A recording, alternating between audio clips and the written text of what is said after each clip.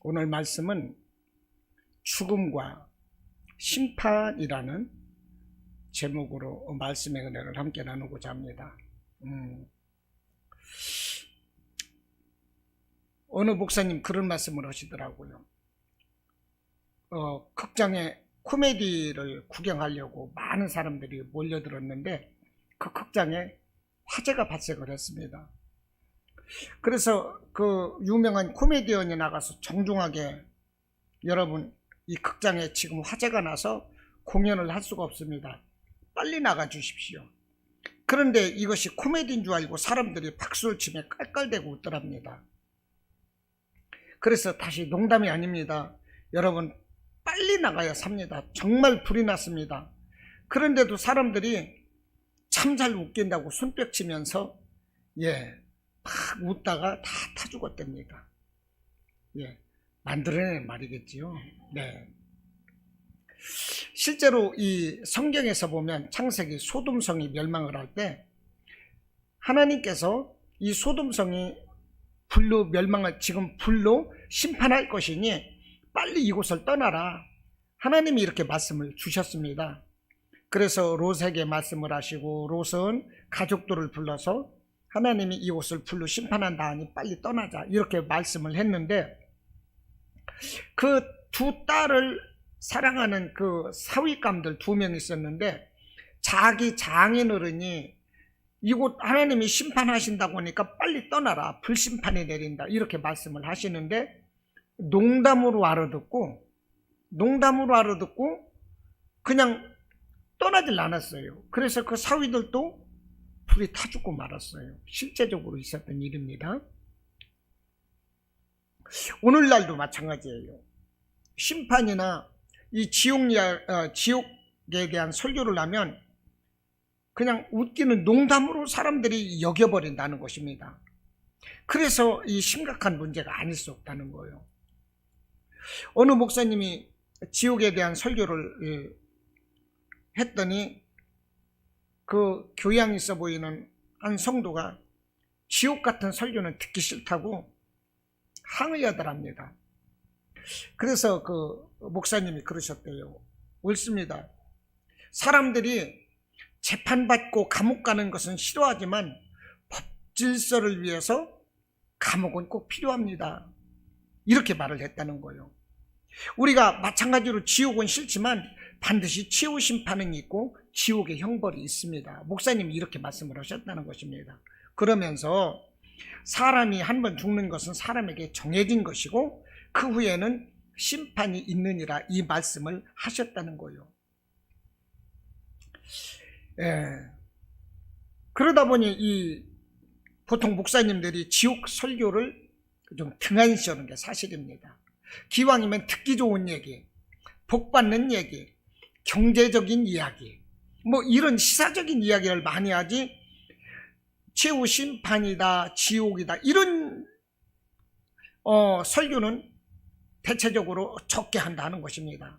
그래서 미국의 어느 그 딕슨 그 신학자는 만일 우리가 강단에서 지옥에 관한 설교를 많이 했다면 우리 사회에서 지옥과 같은 현실이 아마 더 적어졌을 것이다 이렇게 말을 했다는 것입니다. 사실 많은 사람들이 지옥에 대해서 실감을 하지 못하고 있거든요. 천국과 지옥에 대해서 사람들이 뼈저리게 느끼질 못하고 있어요. 왜 그런 것입니까? 천국과 지옥에 대해서 자주 듣질 못해서 그래요. 천국에 대해서 자주 듣고 지옥에 대해서 자주 듣는데 그 사람이 지옥 갈 짓 하겠습니까? 지옥 갈 짓 절대 안 합니다. 천국에 대한 이야기를 매일 하는데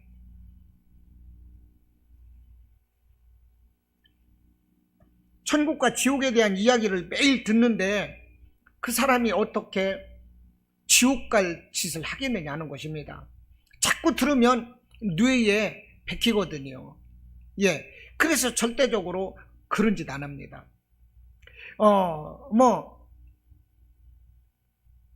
어떻게 하면 지옥 갑니다. 어떻게 하면 지옥 갑니다. 어떻게 하면 지옥 갑니다.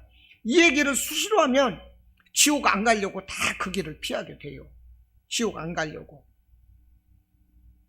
그런데 이 지옥에 대해서 너무 사람들이 말을 안 듣고 그러다 보니까 지옥을 그냥 추상적인 것으로 생각을 하고, 그냥 내가 지금 어려움을 겪고 있는 이 어려운 지금 이 시간, 이 현실만 벗어나면 그냥 될 것으로 생각을 하고 손쉽게 자살을 해버린다든지, 아니면 힘든 믿음을 떠나버린다든지, 뭐 이런 결정을 한다는 것입니다. 왜 그러는가? 지옥에 대해서 사람들이 실감하지 못하기 때문에 그렇다는 거예요. 제가 이틀 전에 서울대학교 정현채 명예교수라고 그래요. 의사인데 이제 그 연세가 드셔가지고 이제 명예퇴직을 했나 봐요. 명예교수더라고. 근데 이분이 사람이 죽으면 어떻게 되는가 이런 책을 써서 냈습니다. 여러 권 책을 써서 냈는데, 지혜의 다락방이라는 코너에서 내가 그분의 강좌를 봤는데 보니까 BTS더라고요.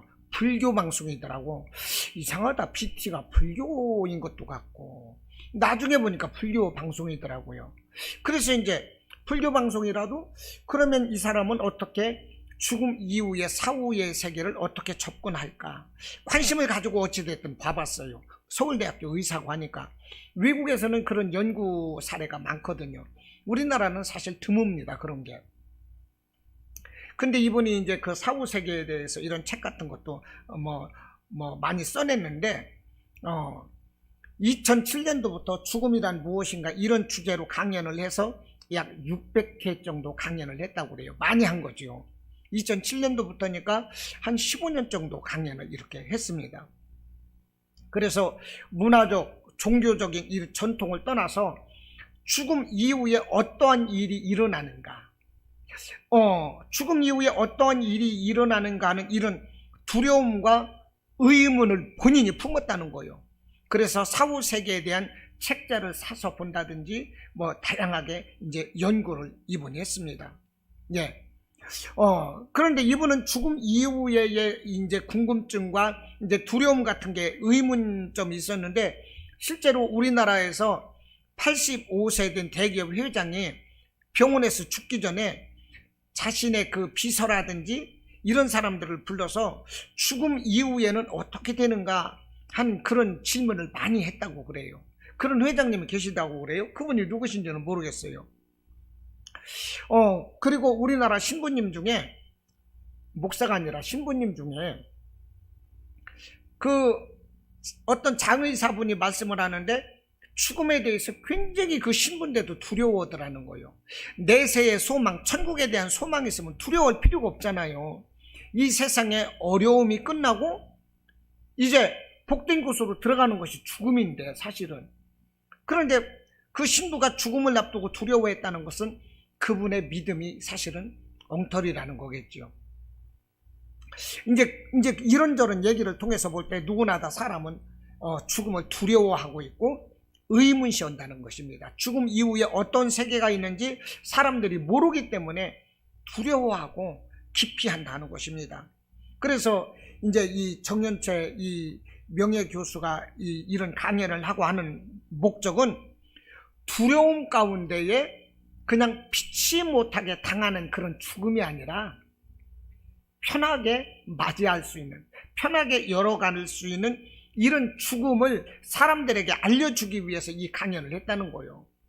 아, 두려워, 난 죽기 싫어, 그러면서 억지로 이 죽임당하는 이런 모습이 아니라 죽음을 편안하게 맞이할 수 있는 이런 자세를 심어주기 위해서 이런 강연을 했다는 것입니다.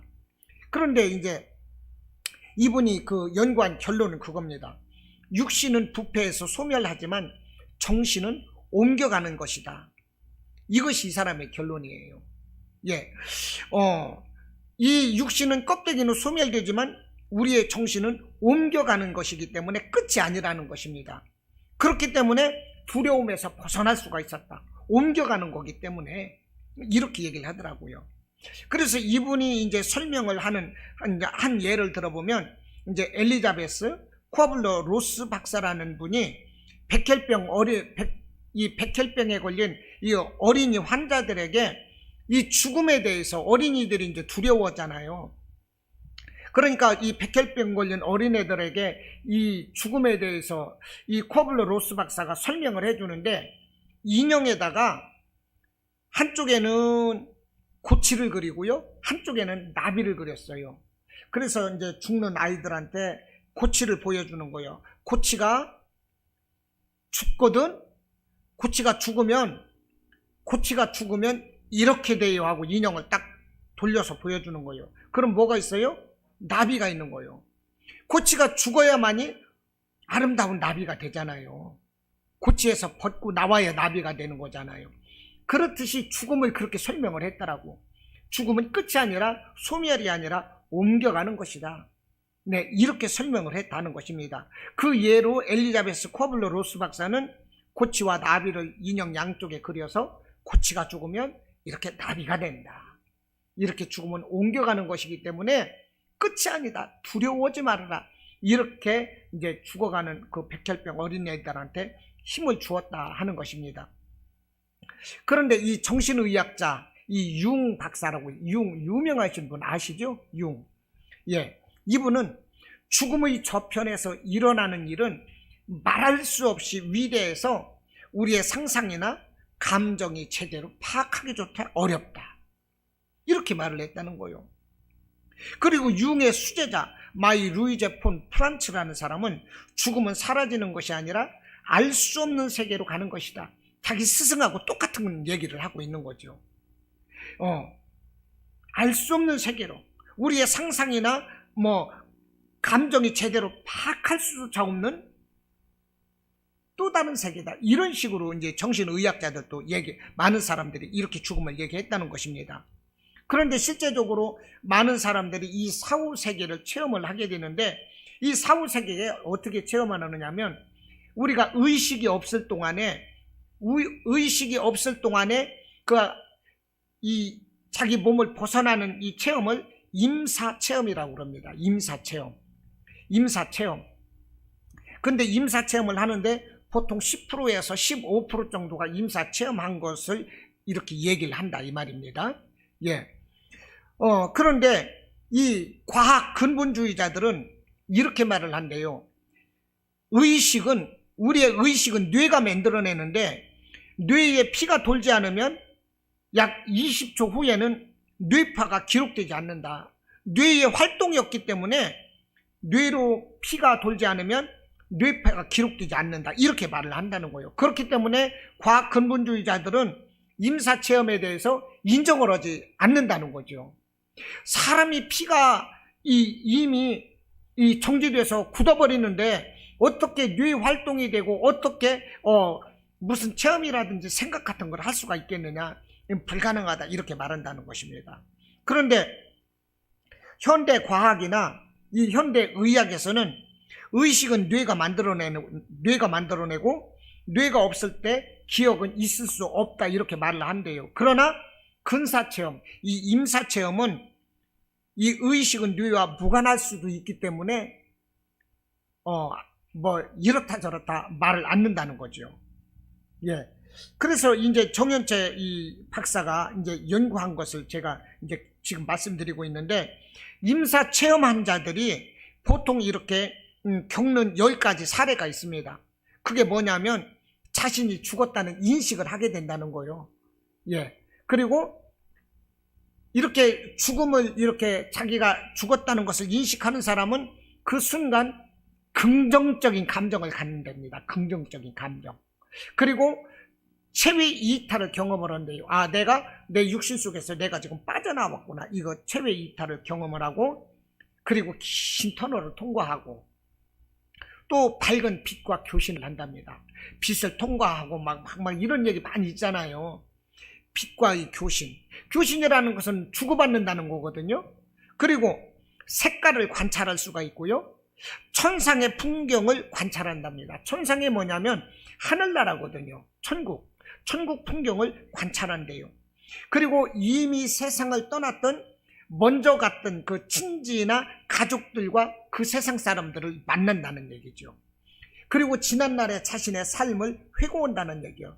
한순간에 그냥 태엽이 이렇게 뚜룩 이렇게 감기듯이 지나간 날을 한순간에 이렇게 모든 것을 이렇게 회고한다, 이런 얘기가 있잖아요. 그런 얘기를 한대요. 그리고 삶과 죽음의 경계를 이제 그 임사 체험한 사람들은 이런 얘기 10가지를 하는데, 이렇게 임사 체험한 사람들에게 있어서는 삶의 변화가 따른답니다. 어떻게 따르느냐면 다른 사람들에 대해서 공감을 한다는 얘기요. 다른 사람들 말이 잘못된 것 같고 아닌 것 같고 미흡고 시기하고 질투하고 내 주장을 얘기하고 막 이랬던 그것이 다른 사람들에 대해서 공감해주는 그런 성숙한 거죠. 한마디로 죽음을 체험했기 때문에 이렇게 다른 사람에 대해서 공감하고 이해하고 인생의 목적을 이해하게 되고 영적 문제에 대해서 관심을 갖게 되는 것이고, 죽음에 대한 두려움이나 사후 세계에 대한 이제 믿음을 확실히 갖게 된다, 이 말입니다. 이 임사 체험한 사람들은. 그리고 일상사에 대해서 하루하루를 사는 것에 대해서 감사하게 된다, 이 말이요. 예. 그러니까 이제 이런 이제 장점이 있는데, 이 정현채 박사가 이제 임사 체험을 통해서 이제 이끌어내고자 하는 결론은 그것입니다. 죽음 이후의 세계가 존재하므로 이 세상을 죽음으로 끝낸다고 해서 될 일이 아니다. 우리나라는 청소년 자살률이 세계 1위라는 거지요. 청소년들이, 젊은 애들이 죽는 것은요 대부분 자살이래요. 지금 예를 들어서 화장터 같은 데 가면은 젊은 사람들이 이렇게 영정 걸어 있고 학생들이라든지 죽지 않습니까? 이 사람들은 병이 아니요, 다 자살인 거예요. 거기가 이 자살인 거예요. 그리고 노인 자살률이 또 세계 1위래요, 한국이. 이거 심각한 겁니다. 그러니까 이 자살이라는 것은 불행한 일이다, 이 말이죠. 그런데 왜 자살하느냐? 지금 이까짓 거 내가 힘든 이 삶을 끝내면 된다, 이런 마음으로 자살하는데, 이것을 끝낸다고 해서 끝내지는 일이 아니라는 것입니다. 그러므로 우리나라가 출생률이 얕다, 결혼을 안 한다, 이런 출생률 저하, 이런 것을 탓하기 전에 청소년 자살을 막는 것, 이런 것이 더 시급하다. 응? 출산율 저하를 탓하는 그거 대책도 중요하지만 자살률을 막는 것이 얼마나 더 중요하냐, 이것입니다. 낳지 않는 사람들 나라 하는 것보다도 이왕 나서 살아가고 있는 청소년들 죽지 않게 하자, 이것입니다. 맞는 말이잖아요. 그리고 죽음의 두려움에서부터 이제 그 연세 드신 분들이라든지 병 드신 분들, 이런 분들에게 죽음의 두려움에서 벗어나다, 이런 뜻으로 이제 이 정현채 서울의대 박사는 이제 연구를 한 거예요. 그런데 가만히 이 얘기를 들어보니까 오직 현세에 집중되어 있다는 것입니다, 이 사람의 연구가. 기독교인이라든지 이런 사람들은요, 이 내세에 임사 체험한 사람들은 예를 들어서 빛과 교신을 했다면, 거기 가서 말을 했다면 말한 사람이 누구냐, 이 말입니다. 거기 가서 무슨 모습, 어떤 모습을 보고 어떤 것을 경험을 했느냐, 이것을 정확하게 얘기를 해요. 그런데 이 정현채 박사, 이 사람은 가서 누구하고 얘기를 하고 천상 체험을 했으면 천국의 모습은 어떻고, 이런 얘기를 전혀 안 밝혀. 그리고 빛과 교신을 했다고 그러는데, 거기 가니까 물어보는 얘기가, 너 이 세상에서 살 때 얼만큼 돈 벌었냐, 얼만큼 출세했냐, 명예를 얻었냐, 이런 것을 묻는 게 아니라 얼마만큼 사람들을 사랑했느냐, 이것을 묻더랍니다. 그런데 이거를 묻는 거는요, 우리 하나님이 다 물어요. 너는 이 세상에서 얼마나 사랑하느냐, 사랑하고 왔느냐, 이걸 꼭 묻는다잖아요. 그러나 중요한 것은 이 사람이 과연 하나님을 열심히 믿었느냐 안 믿었느냐, 믿음이 있었느냐 없었느냐, 이것이 중요하거든요. 이런 얘기를 빼먹고 있는 거예요. 그러니까 이 정현채 교수가 얘기하는 그 저변에 뭐가 깔려 있습니까? 구원은 믿음으로 받는 것이 아니라 사랑과 선행으로 구원받는다, 이것을 말하고 있더라고요. 불교가 뭡니까? 깨달음이잖아요. 깨달음. 불교는 깨달음의 종교거든요. 그러니까 임사체험을 통해서 빛과를 교신하고 그러면서 묻는 것이, 네가 얼마나 세상에서 사람을 사랑하다 왔느냐, 이것을 가지고서 구원받고 못 받고 이렇게 된다고 보면 우리가 구태여 이렇게 어렵게 수요일날 이런 때 꼭 없는 시간 내갖고 예배드릴 필요가 뭐가 있냐고요. 그냥 사랑하고 내 행동으로 하나라도 좋게 나의 좋은 행동을 통해서 구원받으면 되는 거지. 우리는 그게 아니거든요. 우리는 예수님을 믿음으로 구원받는 것입니다. 예수를 믿음으로 우리에게 있는 원죄, 정말로 아담 때부터 지었던 우리에게 타고 내려오는 이 원죄를 내가 인정을 하고 예수님을 믿는 거예요. 나의 원죄를 대신해서 예수님이 십자가에서 저주받으시고 죽으셨거든요. 내가 죽어야 될 죄값을 예수님이 치르셨거든요. 내가 그것을 믿는 거예요. 그러면 내가 그것을 믿을 때 예수님이 죽으신 것은 나의 죽음을 대신해서 예수님이 죽어지시는 거예요.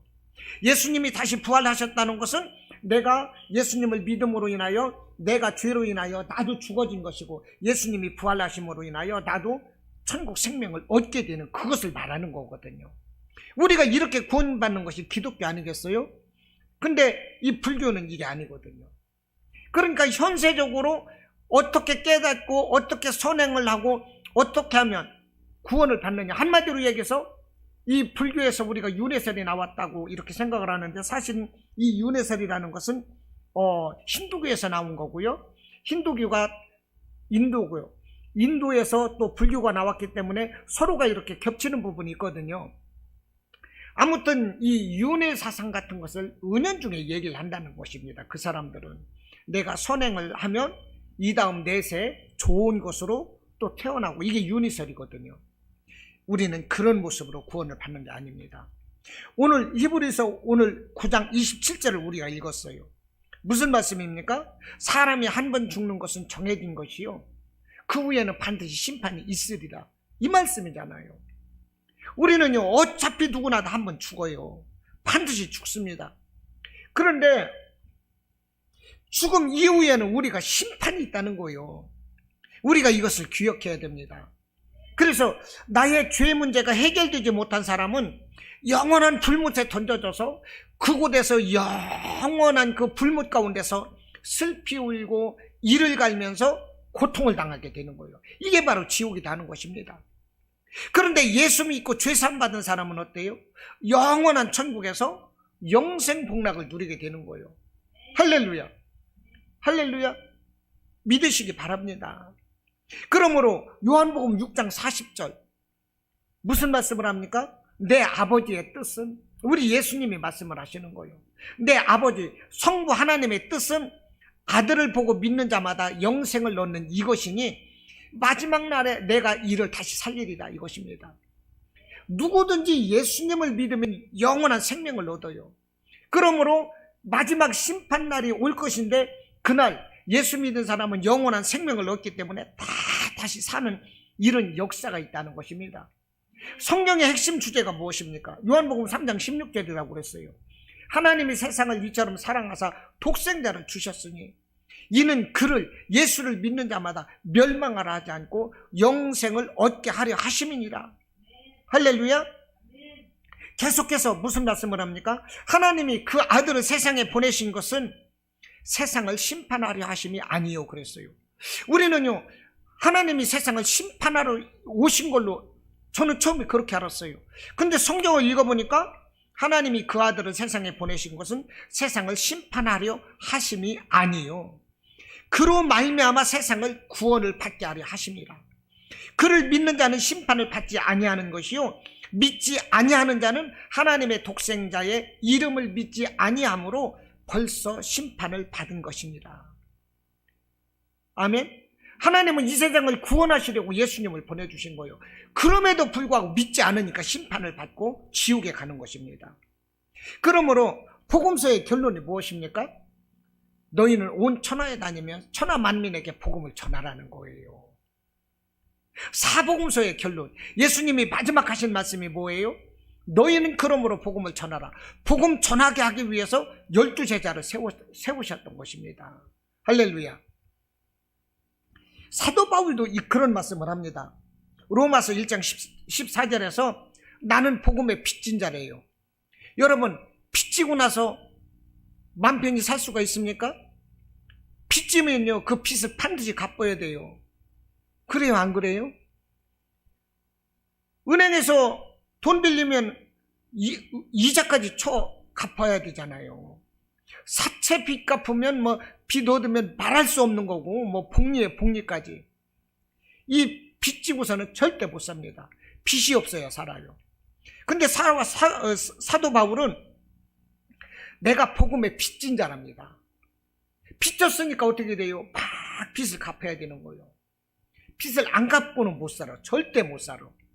그래서 사도 바울은 빚 갚는 그런 삶을 살았어요. 그래서 계속 말을 합니다. 내가 복음을 부끄러워하지 아니하노니 이 복음은 모든 믿는 자에게 구원을 주시는 하나님의 능력이라. 복음의 빚진 자요. 나는 이 복음을 부끄러워하지 않는데요.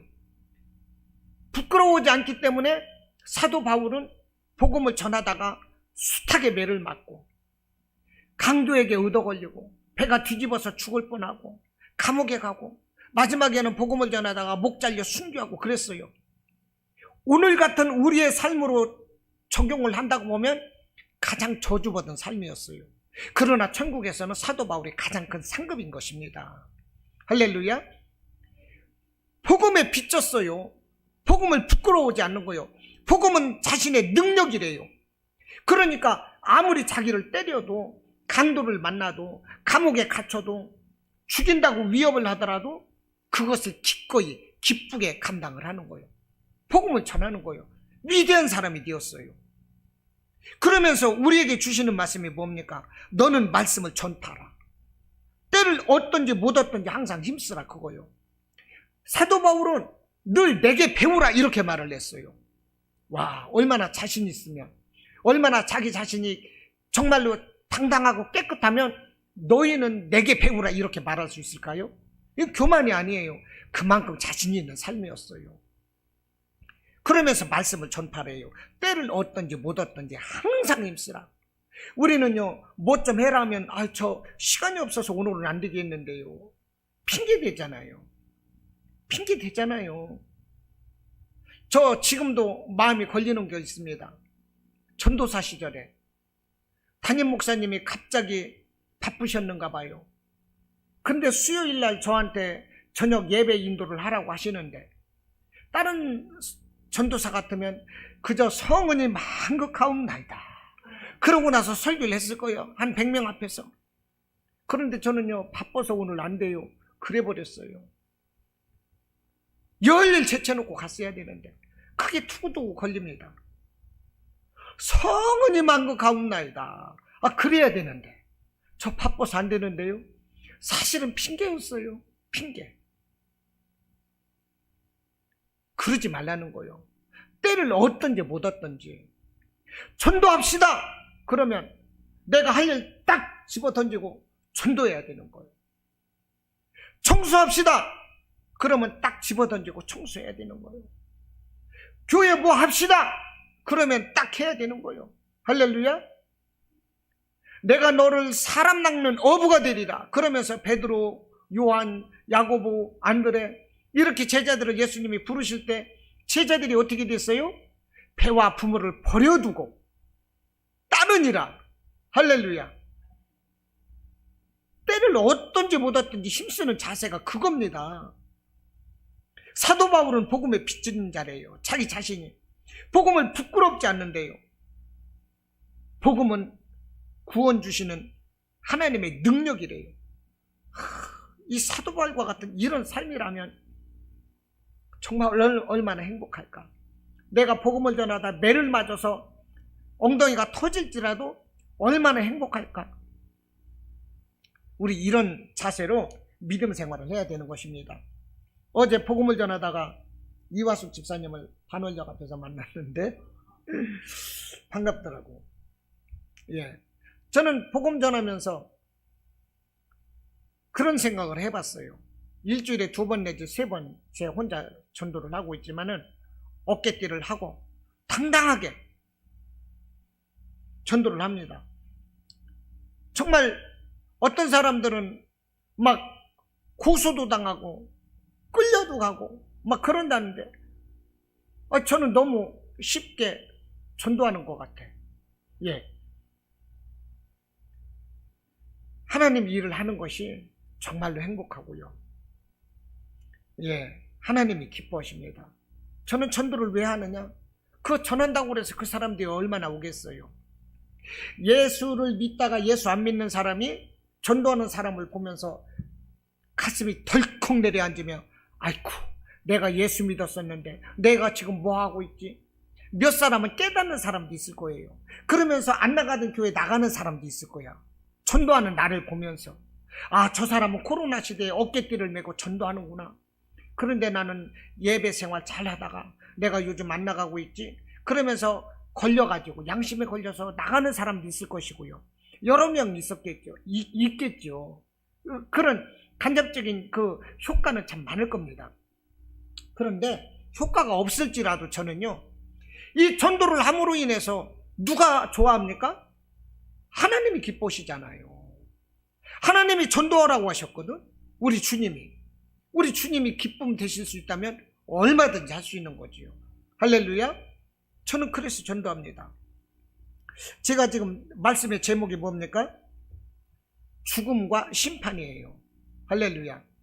죽음과 심판을 말하는 거예요. 죽음 이후에는 심판이 있다는 것입니다. 예, 심판이 뭡니까?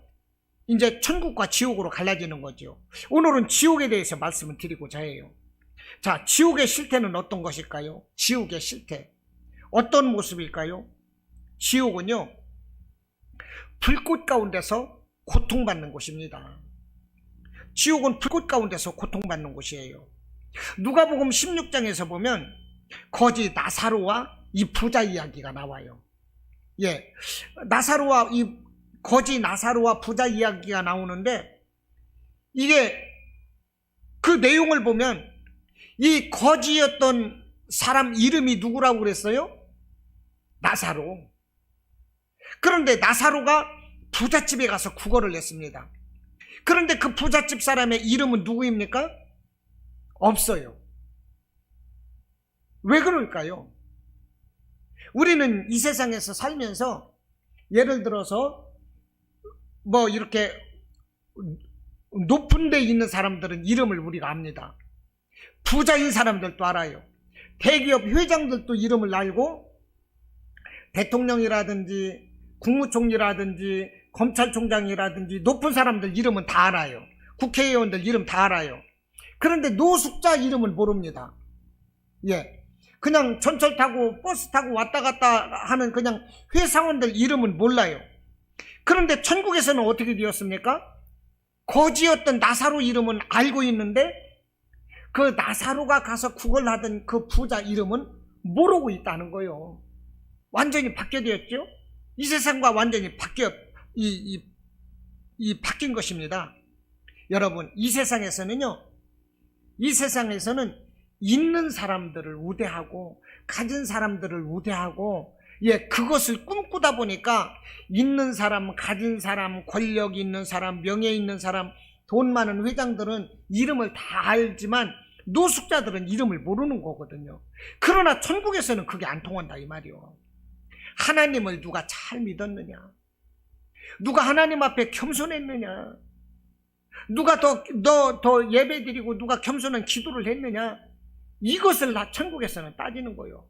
그래서 빈털털이 가난할지라도 하나님을 마음의 중심에 두고 믿고 예배의 삶을 살았던 사람은 거지 나사로일지라도 그 이름이 아름답게 기록이 되는데, 그 거지 나사로가 부잣집에 가가지고 얼마나 못 얻어먹었는지 그냥 쓰레기통에서 그냥 막 그 냄새나는 그 음식 쓰레기 주워 먹고, 그러면서 막 위생이 불량하고 하다 보니까 몸에서 막 진고름이 나오고 개들이 심지어 그 몸을 막 핥아먹고, 그런데 그 부자는 고운 이 자색옷을 입고 이 손도 닦기 싫으면 빵 쪼가리 떼가지고 그 빵 쪼가리로 그냥 몸을 닦고 나서, 옛날에 그 부자들은 그렇게도 했답니다.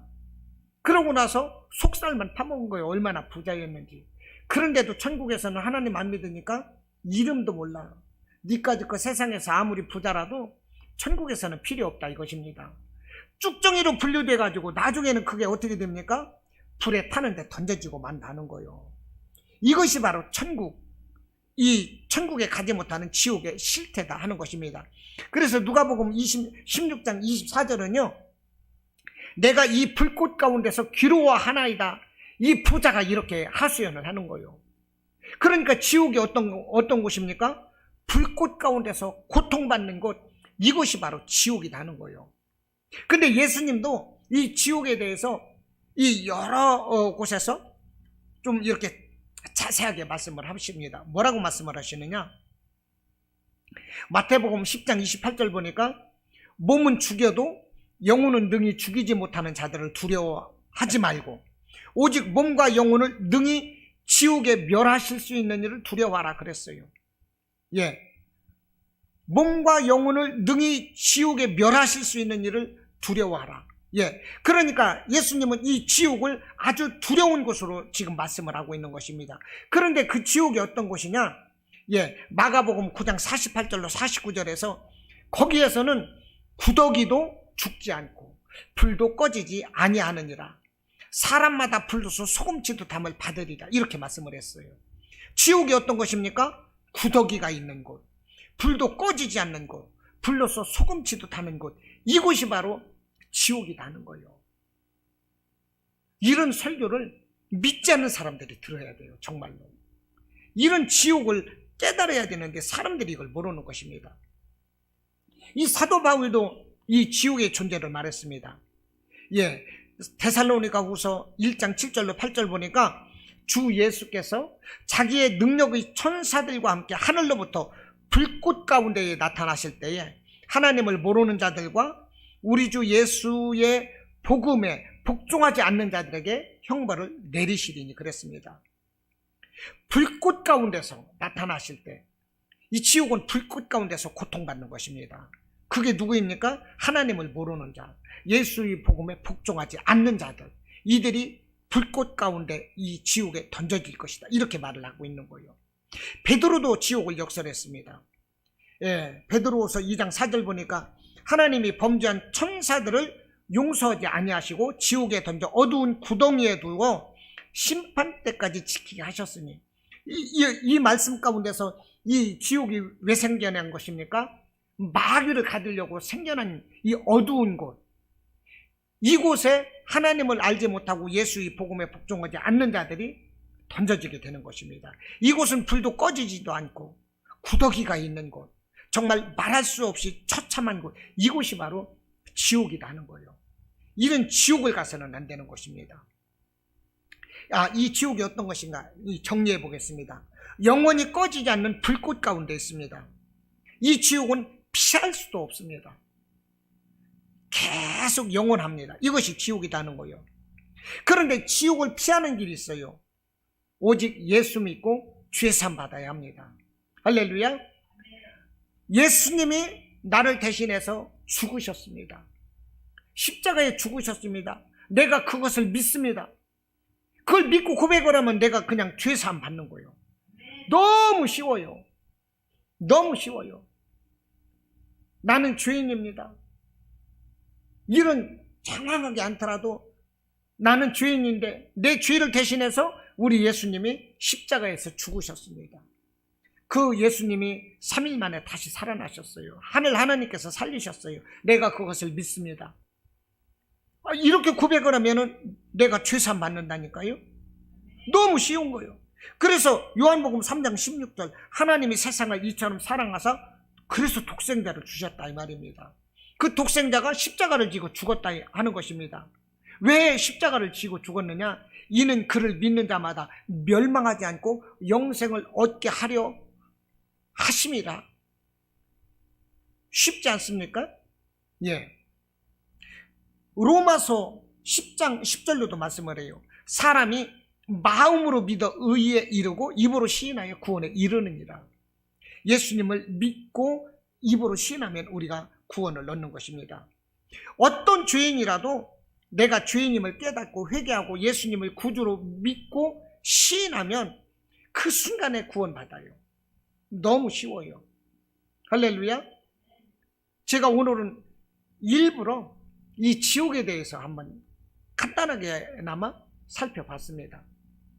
사람들이 지옥을 너무 몰라요. 지옥 얘기하면 그냥 보수적이라고 그럴까? 재미없어 하고 다른 설교 해달라고 그러고. 그러나 우리가 지옥을 알아야 됩니다. 절대 지옥 가면 안 되는 거예요. 지옥을 바로 알아야 천국을 그만큼 사모하게 되는 것입니다. 우리 성도들은 정말 하나님 잘 믿고 예수님 말씀 잘 믿고 순종해서 하나님 기뻐하시는 그런 삶을 살고, 정말 어떤 일이 있을지라도 믿음에서 낙오되고 정말로 지옥 가는 이런 불행한 일이 절대로 없어야 되겠습니다. 할렐루야, 아멘.